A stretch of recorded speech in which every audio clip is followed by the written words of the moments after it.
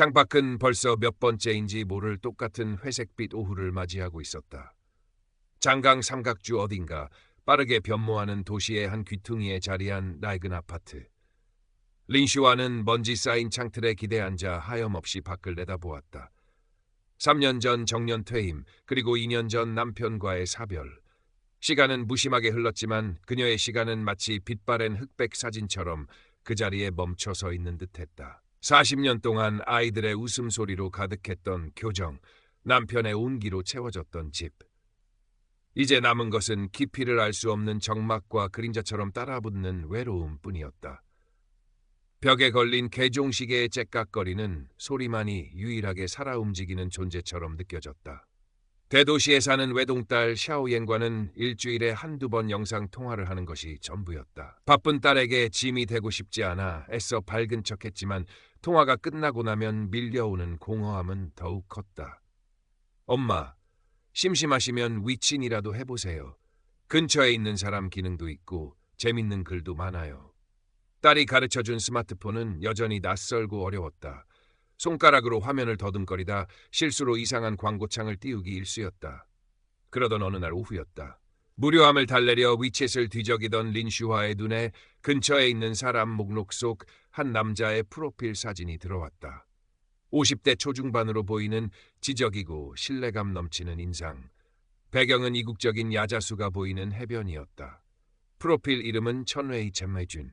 상태 메시지에는 인생은 항해와 같다. 순풍을 기다리기보다 스스로 풋을 올려라라는 제법 근사한 문구가 적혀 있었다. 호기심 반, 망설임 반으로 친구 추가 버튼을 눌렀다. 거절당하면 그만이라는 생각이었다. 그런데 놀랍게도 몇 분 지나지 않아 친구 수락 알림이 떴다. 안녕하세요, 린 선생님. 먼저 말 걸어주셔서 감사합니다. 뜻밖의 정중한 인사에 린슈와는 당황했다. 선생님이라는 호칭은 퇴임 후 처음 들어보는 것이었다.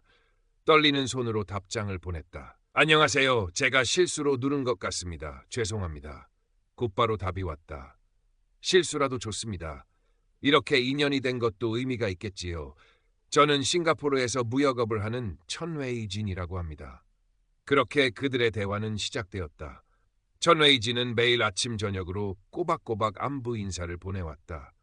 때로는 싱가포르의 아름다운 야경 사진을, 때로는 자신이 출장 중에 찍었다는 세계 각지의 풍경 사진을 보내주었다. 사진 속 그는 언제나 온화한 미소를 짓고 있었다. 그는 린슈와의 이야기에 귀 기울여 주었다.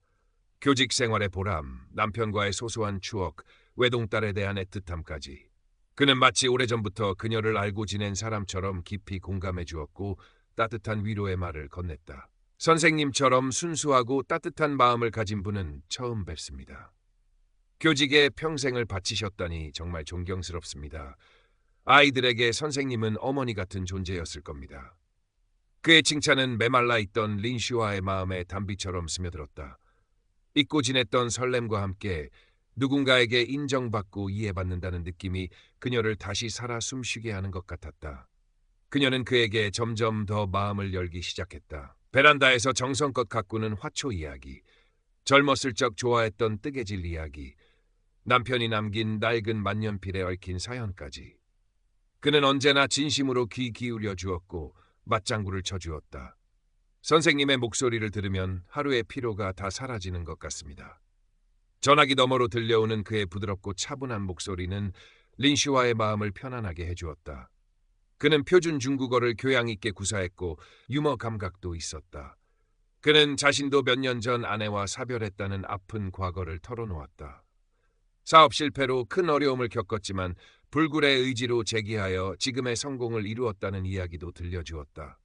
그의 고백은 린슈와로 하여금 그에게 깊은 동질감과 연민을 느끼게 했고 두 사람 사이의 정서적 유대감은 더욱 깊어졌다. 시간이 흐르면서 천웨이지는 미래에 대한 이야기를 꺼내기 시작했다.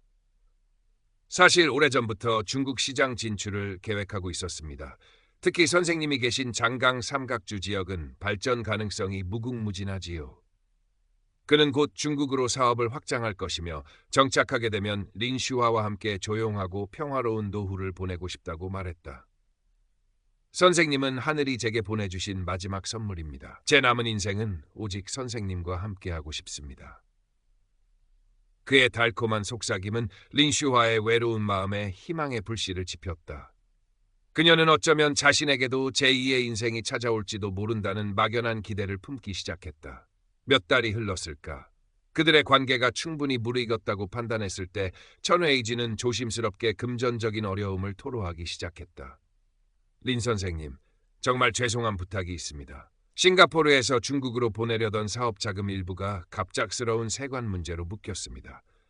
큰 금액은 아니고 통관 수수료 몇천 위안 정도만 잠깐 빌려주실 수 있을까요? 며칠 안에 이자까지 쳐서 몇 배로 갚겠습니다. 그는 몹시 당황스럽고 미안하다는 듯 연신 사과를 늘어놓았다. 제 중국 계좌가 잠시 동결되는 바람에 송금이 어렵습니다. 번거로우시겠지만 제 중국 직원 계좌로 보내주시면 안 될까요? 그는 대포 통장으로 의심되는 낯선 이름의 은행 계좌번호를 알려주었다. 린슈와는 순간 망설였다. 아무리 가까워졌다고 해도 얼굴 한 번 본 적 없는 사람에게 돈을 보내는 것은 마음에 걸렸다. 하지만 그의 절박한 목소리, 그리고 그동안 쌓아온 신뢰와 그가 약속한 달콤한 미래에 대한 기대를 저버릴 수 없었다. 그럴 뿐이 아니야. 나를 이렇게 진심으로 생각해주는 사람인데 분명 무슨 사정이 있을 거야. 그녀는 애써 불안감을 누르며 자신의 얼마 안 되는 비상금을 꺼내 은행으로 향했다. ATM 앞에서 잠시 망설였지만 결국 그의 딱한 사정을 외면할 수 없었다. 송금을 마치고 그에게 연락하자 그는 거의 울먹이는 목소리로 몇 번이고 고맙다고 말했다. 선생님의 은혜는 평생 잊지 않겠습니다. 이 문제가 해결되는 대로 바로 선생님께 달려가겠습니다. 그의 감격에 찬 목소리에 린슈와는 오히려 자신이 좋은 일을 한 것 같은 뿌듯함마저 느꼈다. 첫 번째 송금이 성공적으로 이루어진 후 천웨이진의 요구는 더욱 대담하고 교묘해졌다. 그는 마치 기다렸다는 듯 온갖 그럴듯한 명목을 내세우며 돈을 요구했다. 중국 내 아주 유망한 부동산 투자건이 있는데 계약금이 조금 부족합니다. 이번에 투자하면 평생 연금처럼 안정적인 수익을 얻을 수 있습니다. 갑작스러운 사고로 병원에 입원했습니다. 급하게 수술비가 필요한데 해외 송금이 막혀서 세금 문제로 잠시 어려움을 겪고 있습니다. 선생님께서 조금만 도와주시면 금방 해결될 텐데. 그는 때로는 애절하게 호소했고 때로는 린슈와와의 밝은 미래를 위해 꼭 필요한 투자라고 설득했다. 린슈와의 마음속에서는 의심의 그림자가 스멀스멀 피어올랐다. 왜 자꾸 나에게 돈을 요구하는 걸까? 정말 사업하는 사람이 맞을까? 하지만 이미 그에게 상당한 돈을 보낸 상태였고 그와의 행복한 미래에 대한 환상을 포기할 용기가 없었다. 그녀는 스스로를 합리화했다. 이건 투자인 거야. 우리의 미래를 위한 투자. 그녀는 그의 감언이설에 넘어가 퇴직금과 아껴두었던 적금을 해약했다. 심지어 딸 샤오연에게는 친구가 급하게 돈이 필요하다고 해서 라고 거짓말을 하고 돈을 빌리기까지 했다. 통장 잔고는 바닥을 드러내고 있었지만 그녀는 천웨이준이 약속한 곧 다가올 밝은 미래만을 애타게 기다렸다. 어머니의 변화를 가장 먼저 감지한 것은 딸 샤오옌이었다. 오랜만에 어머니 집을 찾은 샤오옌은 평소와 달리 불안하고 초조해 보이는 어머니의 모습, 낯선 남성과 밤늦도록 통화하는 모습, 그리고 결정적으로 우연히 엿듣게 된 통화 내용에서 이상한 낌새를 느꼈다. 엄마, 요즘 무슨 일 있으세요?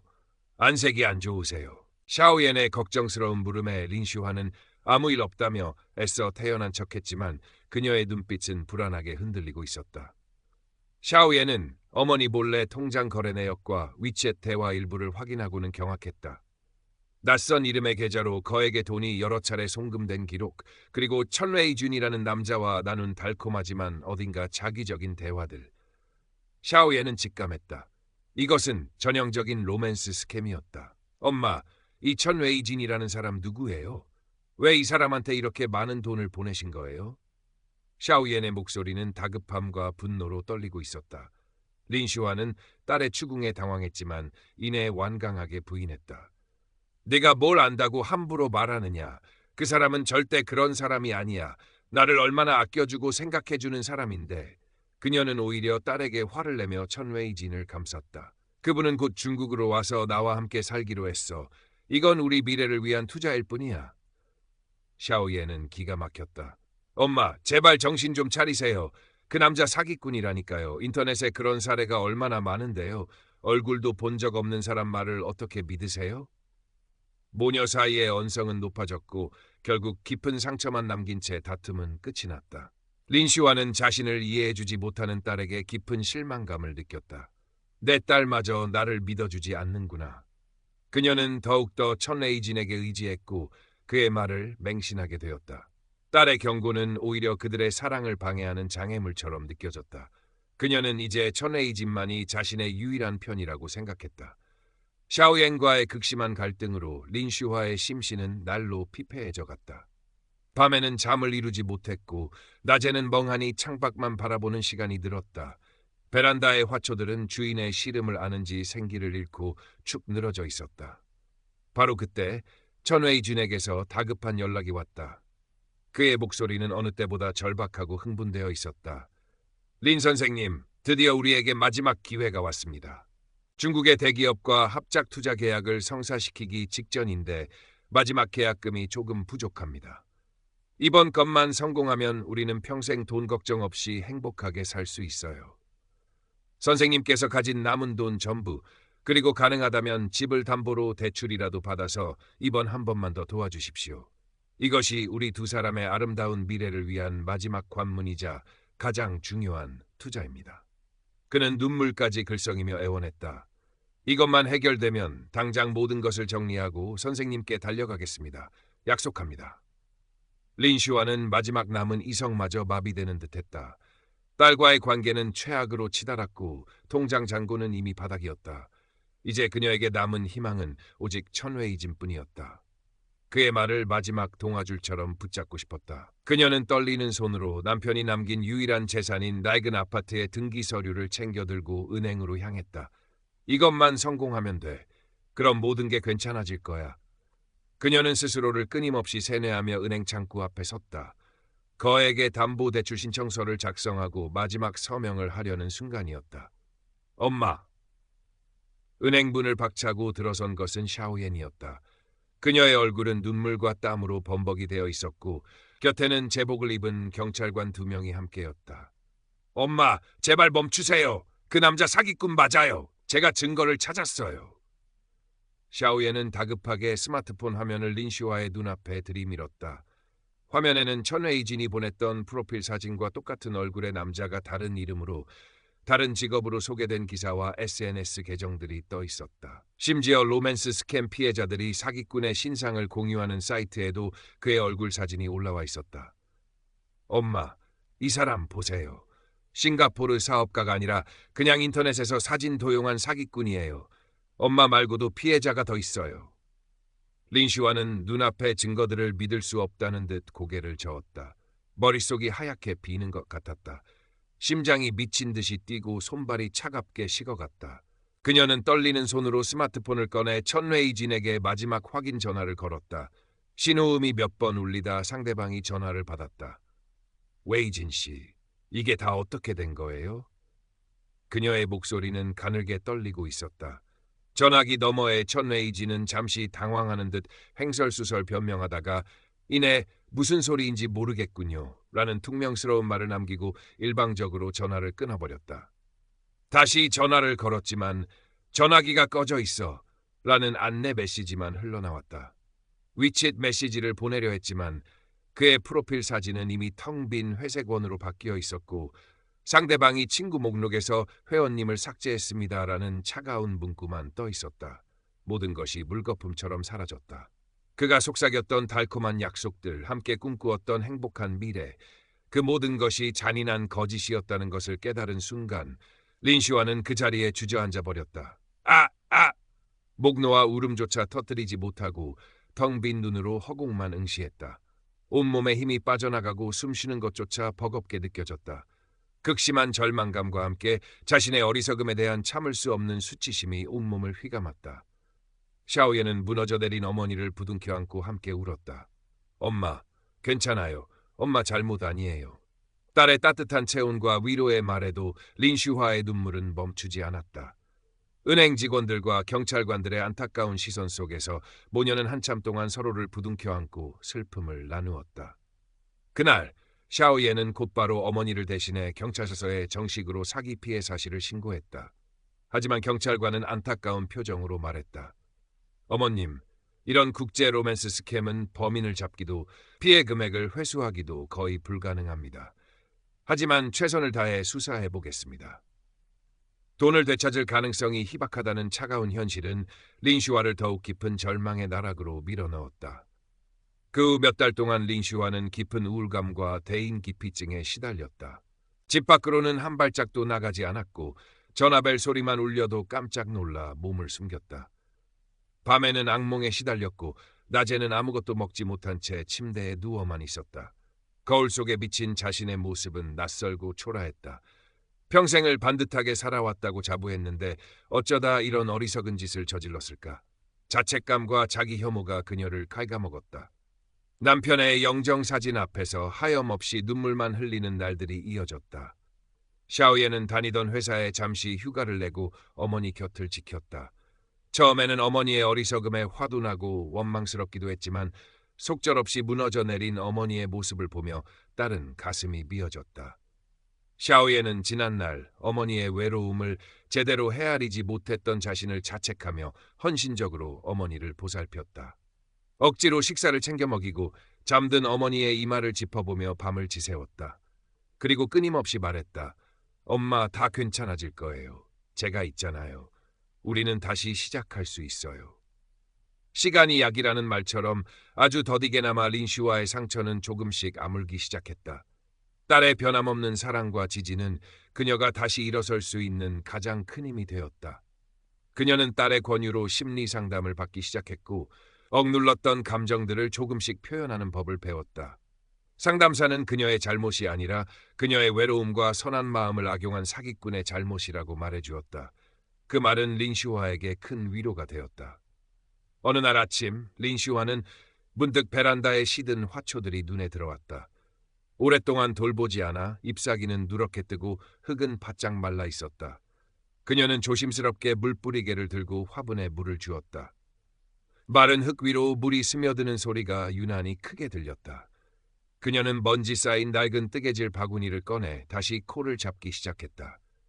서툴지만 한 코 한 코 뜨개질을 하는 동안 복잡했던 마음이 조금씩 차분해지는 것을 느꼈다.